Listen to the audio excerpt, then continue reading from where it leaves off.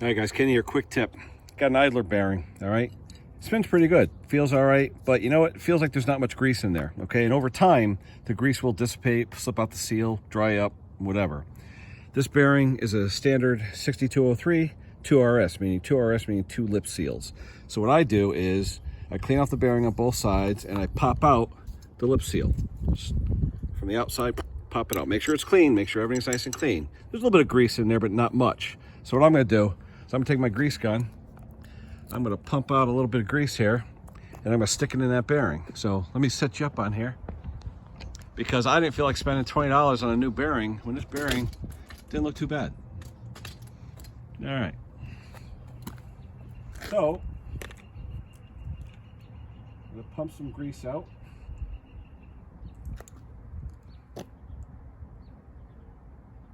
All right, some clean grease, all right?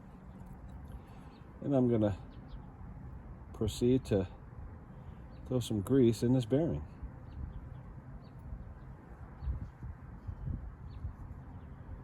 Not a ton, but enough.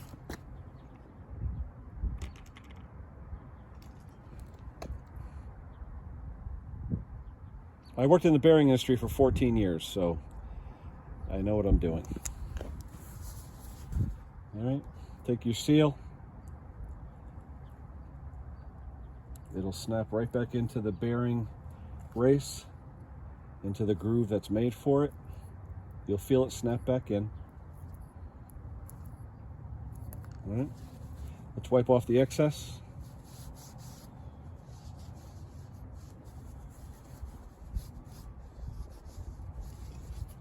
And now, wow, that feels a lot better. That's a greased bearing.